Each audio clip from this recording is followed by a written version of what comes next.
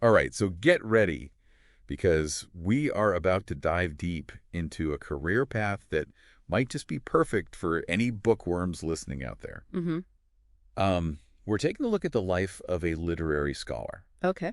You've all sent in a ton of info from RoleCatcher, so I think it's pretty clear that you're not satisfied with just reading. Yeah. You want to like really get in there, right? Agreement sound. Mm-hmm. Explore the hidden depths, figure out how it all works, and really just dissect and debate everything. Yeah, for sure. So let's do it. Absolutely. What does a literary scholar even do? So they really kind of, I think RoleCatcher says it, well, they describe them as like detectives of the literary world. But I always see it more as like an architect.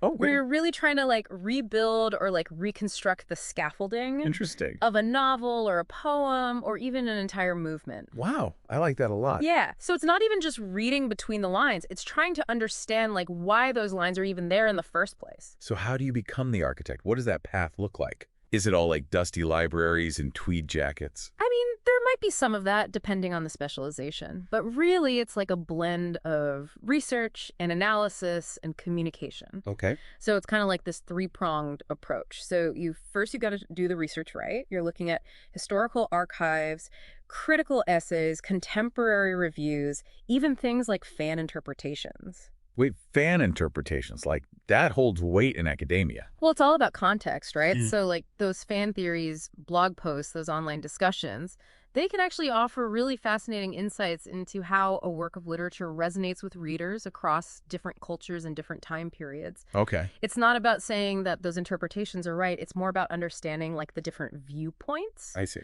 and the different lenses that people use when they're reading. That's fascinating. So it's not just the text itself, but it's the impact and how it's evolved as like a cultural conversation almost. Exactly. Okay, so then what? You've done all this research. So then you've got to do the analysis right. Right.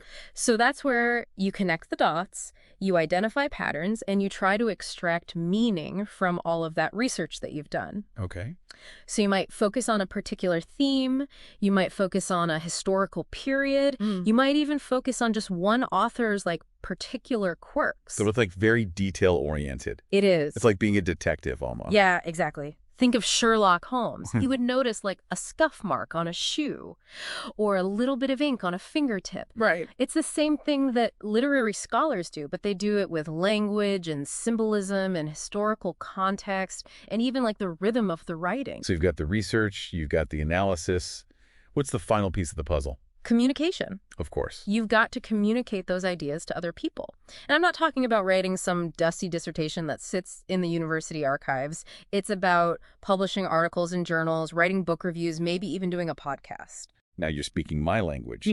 But let's be honest, the image of a scholar kind of tucked away in an ivory tower that feels a little outdated, doesn't it? Yeah. Like, how does this actually translate to the real world? What are we talking about here? Yeah, you're right. It's not all about like dusty bookshelves anymore. Right. Although I do personally love a good dusty bookshelf, but Of course. yeah, the beauty of this field is that it's always kind of evolving and changing, just like the literature that it's examining. Okay. So a literary scholar today could be researching how social media is influencing poetry. Oh. And then the next day, they're presenting those findings at a conference. So it's like this balance between the research and then engaging with the rest of the world. Exactly. You've got to share those interpretations. Right. And it really, I think, bridges the gap between like the quiet, solitary reading and then having these like big discussions. Right. But, you know, to do all of that requires a really specific set of skills. Okay, so what are we talking about here? Like, what makes a good literary scholar? What are we looking for? RoleCatcher really hits on this idea. And it's not just about reading all the classics. Right. It's about having a certain approach to like thinking and looking at the world. Right. And they say that critical thinking is essential for this. Well, yeah. I mean, it's one thing to have an opinion on a book, but it's a whole other thing to be able to analyze it and explain why you think that. Exactly. Like Yeah. imagine you're in a seminar and you're talking about the end of The Great Gatsby. Okay. And you say, oh, Gatsby was doomed from the start. Right. But you have to be able to back that up. Yeah. Why? What are the moments in the text that show that? How does that reflect what was happening at the time? Like the historical context. Exactly. Yeah. So that's critical thinking. Okay, so critical thinking is important and then also probably writing right. Absolutely, because you've got to be able to explain all this. Yeah. So RoleCatcher says that's like 70% of it is writing skills. Well, and you're not just writing like an email. No. You're writing for publications. Right, you're writing big research papers, maybe even grant proposals. Oh, right, grants. Yeah, you've got to get the money. So you have to convince people, like, your research is important enough to get funded. Exactly. Yeah. Wow, Yeah. you've got to sell it. So you're a little bit of a salesperson. A little bit, yeah. Interesting. You've got to sell your ideas. Okay, so critical thinking, writing, and then also probably like public speaking and things like that. For sure, because remember those conferences? Yeah. Imagine you're presenting to all these really smart people. Yeah, I'd be so nervous. Yeah, it's a big part of it. Was there anything else in RoleCatcher's list of essential skills that kind of surprised you? They talked a lot about learning strategies. Oh, yeah, that's right. They did say that learning strategies are important. Which at first I was like, what does that even mean? Yeah, it sounds kind of vague. Yeah, but they gave it like a 71% importance rating or something. Wow. Okay, so it must be important. Yeah, so I think it's really about being open to always learning new things. Okay. Because the world of literature never stops changing. Of course not. New books are always coming out. Exactly. New books, new ideas, new criticisms. Right. So you always have to be adapting. So you have to be able to keep up with those trends and almost anticipate them. Yeah, and not just read for fun. Right, because this is your job. Yeah, you're reading to understand how literature is changing and how it affects us. Right. Okay, so this is all starting to make sense now. Good. But let's talk about the actual career path. Okay. So someone's listening to this and they're like, I want to be a literary scholar. Yeah. What do they do? Well, like most academic jobs, it's not always easy. Right. RoleCatcher lays out like a typical path, though. Okay. And they say it starts with an entry-level position. Okay, so like an apprenticeship almost. Yeah, exactly, like an apprenticeship, where you're really Right. just there to support the more senior scholars. Right, so you're doing a lot of the background work, the research. Yeah, you're digging through archives, you're organizing bibliographies, Yeah. you're making copies, but really it's a chance to just learn how it all works. Right, get your foot in the door. Mm-hmm. Meet people. Network. Yeah. Okay, so you've put in the work at the entry level. Right. What's next? So then you usually move up to a junior scholar role. Okay. And that's where you get a little bit more freedom. Okay. You might start publishing your own research, Oh, wow. presenting at conferences, I like it. maybe even doing a little teaching. So you're really like building up your reputation at that point. Exactly. Okay. You're kind of like putting yourself out there. So when you're publishing at that level, are we talking like full books or is it mostly like articles and things? It's usually smaller stuff. Okay. Articles and journals, maybe contributing to a collection, Okay. that kind of thing. So you're proving that you can do the research and you can write and you have something to say. Yeah, you're showing that you understand what's going on in the field. Right. And that you can contribute to it. Okay, so you've moved past the junior scholar level. Right. So then you become a senior scholar. Okay, senior scholar, now we're talking. Now you're not just contributing. You're really shaping the conversation. Wow. You might be leading big research projects, Right. mentoring other scholars, Right. and publishing more prestigious stuff like a book. Okay, so that's usually when people publish their first book. Yeah, it could be. Huh? Interesting. It depends. But RoleCatcher mentioned one more level even beyond senior scholar. Right, principal scholar. Principal scholar. What does that even mean? That sounds like the top of the top. Yeah, that's like the big leagues. Wow. You're leading the really groundbreaking research. Whoa. You're collaborating with institutions all over the world. You might even be like consulting.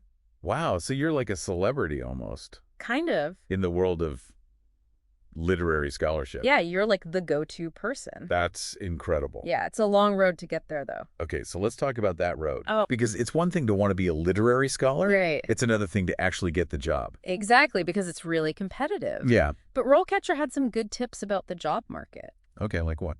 One of the biggest things was making sure your CV is tailored to the specific job you're applying for. Oh, okay, so don't just send the same one to like 50 different places. No, you really have to do your research on the role and the institution Okay. and highlight the parts of your experience that match what they're looking for. So it's like writing a cover letter. Exactly. You have to explain why you're the perfect person for this specific job. Exactly. You've got to sell yourself. Right. Show them you've done your homework. Okay, and probably networking is a big one too. Huge. Yeah. Because this is such a specialized field. Right. You've really got to put yourself out there, go to conferences, meet people. And RoleCatcher has resources for that, right? They do. They have lists of conferences and organizations, and they even have tools to help you find people to collaborate with. That's incredible. It's like having a cheat sheet for academia. Kind of. It's great. Okay, so let's say you've gone to the conferences, you've made the connections, and you've landed an interview. Okay. What kind of questions are they asking in a literary scholar interview? Well, don't expect them to just ask you to list your favorite books. Right. They're going to want to see how you think on your feet. Okay, I like that. One example that RoleCatcher gave was, can you talk about a recent piece of literary criticism that you found interesting or even that you disagreed with and explain why? Oh, that's a good one. Right. Yeah, because it's not just about what you know, it's about how you think. Exactly. What else? They also said they might ask, if you could create your dream course, what would it be and why? Ooh, I love that question. That's a good one. It's not just about the books, it's about how you would teach and what you're passionate about. Exactly. Okay, so really it's about having that passion and showing that you're excited about literature. Yeah, you have to love it Okay. because it's a lot of work. It sounds like it, but also really rewarding. Oh, for sure. Well, this has been fascinating. It has. We've learned so much about literary scholars. I know. I can't believe how much information we got just from those RoleCatcher resources. I know, they're amazing. It's incredible to have those tools. Yeah, absolutely. And for our listeners, we'll be sure to link to all of that in the show notes. Yes, definitely do that. So if you're feeling inspired, go check it out. Yeah, and as you're exploring all of this, think about this. If you could go back in time and give your younger self one piece of advice about this career path, what would it be? Oh, that's a good one. Yeah, something to think about. Well, thank you so much for joining us on this deep dive into the world of the literary scholar. Of course. Thanks for having me. And to everyone listening, happy reading.